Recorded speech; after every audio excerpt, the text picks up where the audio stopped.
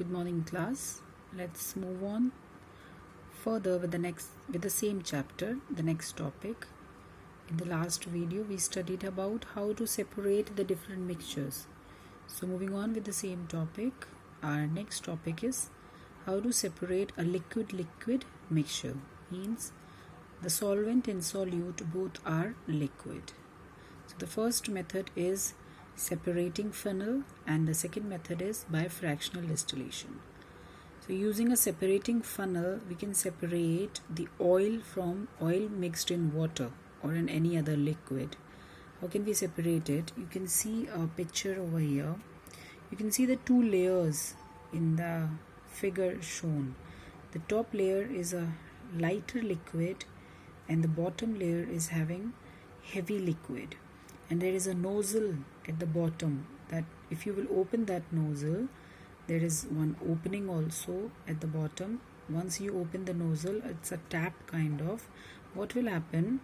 That heavy liquid will start moving out from the outlet and you can collect it in any other container. And you can see if once the heavy liquid has been separated, all the liquid has been taken out, then you can close the nozzle or you can close the tap. So the lighter liquid will be separated from the heavy liquid. This process is applied in which the two liquid mixtures, the solvent and solute, they do not get mixed with each other properly. They are not diffused, they are not fully mixed. Means they are forming the two layers, one the lighter and the another heavy. So in this we can use this setup, the apparatus, this method to separate them. There is a table given here in which they have shown what are the different two liquids which are immiscible.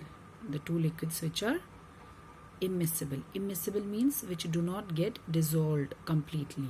Means which do not get dissolved in water. They form the two layers, the upper layer and the lower layer, and they can be separated by this by the separating funnel. Okay. So this was the first method, and the another is by fractional distillation. Now here also the name, according to the name fractional distillation, in the figure you can see there are the fractions made. The fractions are made, you can see. They have taken a round bottom flask in which a tube is inserted which is having three fractions, three separations. In this what happens when you will take this liquid or a mixture in this beaker, at the bottom there is a Bunsen burner, a flame. As the heating will start, then what will happen? The gas will evaporate, the vapors will be formed and they will start moving up as the hot medium goes up and the cold medium comes down. So it will start moving up and it will move in the fractions. We will study it deeper how. So this is a process of separating two or more miscible liquids. Miscible means in which the liquids are dissolved. They are completely dissolved and they have formed a solution.